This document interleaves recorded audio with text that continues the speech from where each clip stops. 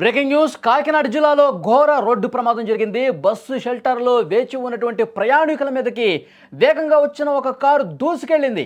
ఈ ప్రమాదంలో ముగ్గురు చనిపోయారు, పలువురు గాయపడ్డారు తీవ్రంగా.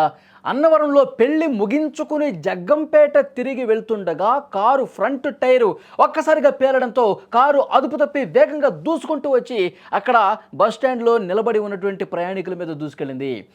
రోడ్డు పక్కన బస్సు షెల్టర్లో బస్సు కోసం కొంతమంది ప్రయాణికులు వేచి చూస్తున్నారు.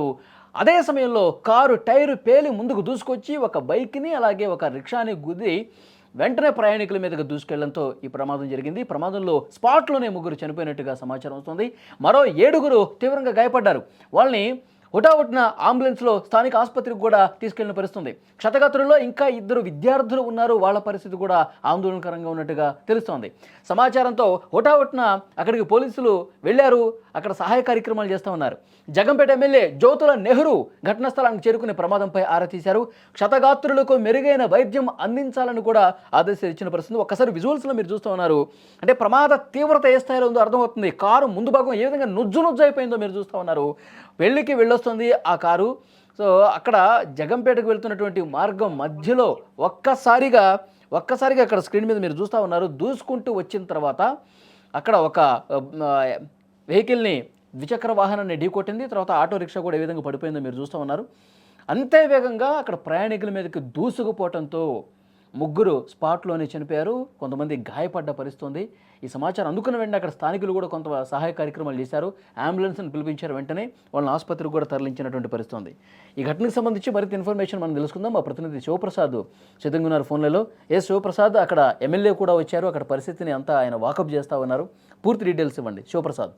అవలి ఎంతో ప్రశాంతంగా ఉన్నాయి. ఇప్పుడు ఈ ప్రాంతం అయితే మాత్రం ఇప్పుడు చాలా విషాద శైలి అలుముకున్నాయి.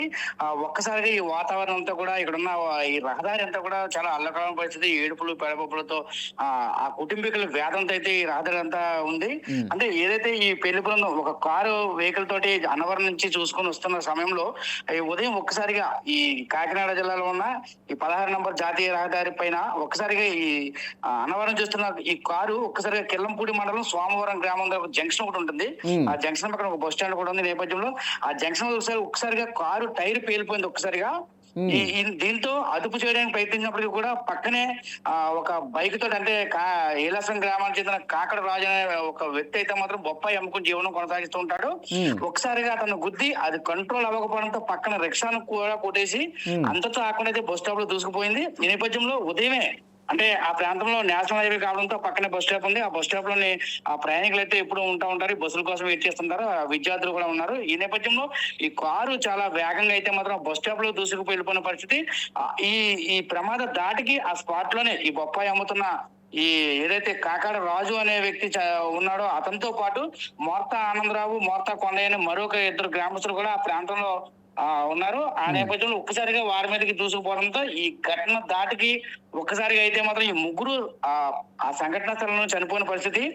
మరొక 7గురు, అంటే సుమారుగా అక్కడ అసలు ఒక సంచి చూడక తెలియని పరిస్థితి. హుటాహుటిన ఈ అంబులెన్స్ లో పంపించడం వల్ల అక్కడ విద్యార్థులను కూడా బస్సు ఎక్కే ప్రయత్నంలో స్కూలు ఈ రోజు సెకండ్ సాటర్డే అయినప్పటికీ కూడా మన ఈ తుఫాను దాటికి ఏదైతే సెలవులు ఇచ్చారో ఆ నేపథ్యంలో సెలవులు క్యాన్సిల్ ఈ రోజు పాఠశాలలు పెట్టడం జరిగింది.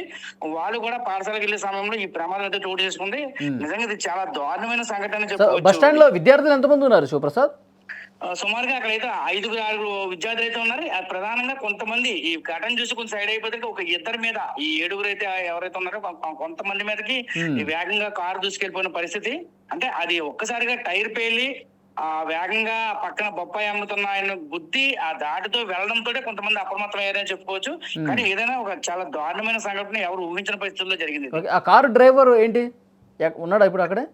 ప్రస్తుతం అక్కడ అంతా కూడా ఏమీ అర్థం కాని పరిస్థితి. ఎవరికి గాయాలయ్యాయి, ఈ చనిపోయిన ముగ్గురు వ్యక్తులు కాకుండా ఆ డ్రైవర్ కి ఏమైనా పరిస్థితి ఎలా ఉందా అనే విషయాలు అయితే మాత్రం ప్రస్తుతం అక్కడ ఏమీ కనిపించలేని పరిస్థితి.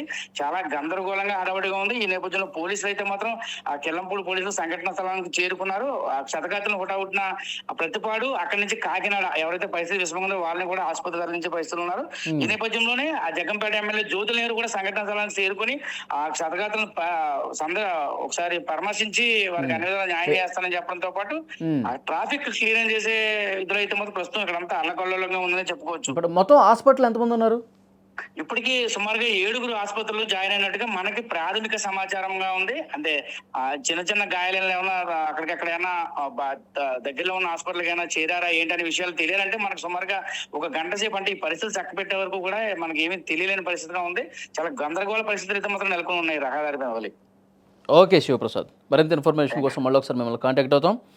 అది మీరు ఆ దృశ్యాలు చూస్తుంటేనే చాలా క్లియర్గా అర్థమవుతుంది ప్రమాద తీవ్రత ఏ స్థాయిలో ఉందనేది. సో అన్నవరం నుంచి జగంపేట వెళ్తుండే మార్గం మధ్యలో కిర్లంపూడి మండలం సోమవారం గ్రామం ఆ జంక్షన్ వద్ద ఈ ప్రమాదం జరిగినట్టు తెలుస్తుంది. వేగంగా వస్తుంది కారు. అదే సమయంలో ముందు టైర్ ఒక్కసారిగా పేలిపోవడంతో అంతే వేగంగా అదుపు తప్పి అక్కడ ఉన్నటువంటి ఒక 2 వీలర్ని, అక్కడ బొప్పాయి అమ్ముతూ ఉంటాడు ఆ వ్యక్తి, అతని మీదుగా దూసుకుపోయింది. తర్వాత ఒక ఆటో రిక్షాను కూడా గుద్దింది. వెంటనే అక్కడ ఒక బస్ స్టాప్ ఉంది. అక్కడ బస్ స్టాప్లో విద్యార్థులు, చాలామంది ప్రయాణికులు బస్సు కోసం వెయిట్ చేస్తూ ఉన్నారు. వెయిట్ చేస్తున్నటువంటి సమయంలో వాళ్ళ మీదకు దూసుకుపోవడంతో ఇద్దరికి అక్కడ తీవ్రంగా గాయాలైనట్టుగా తెలుస్తుంది. మొత్తం 7 ఆసుపత్రుల్లో చికిత్స పొందుతున్నారు. 3 అయితే స్పాట్లోనే చనిపోయినట్టుగా తెలుస్తుంది. ఆ బాధిత కుటుంబ సభ్యులు మాత్రం ఆ రోజున అంతా ఇంత కాదు, చాలా బాధపడతా ఉన్నారు.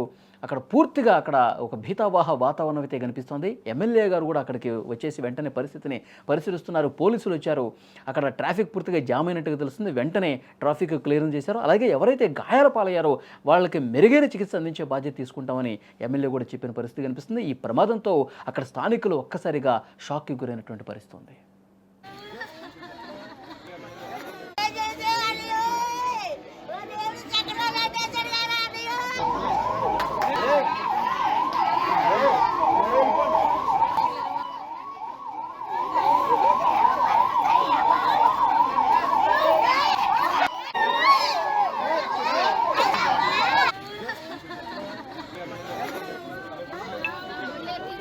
ఎవరండి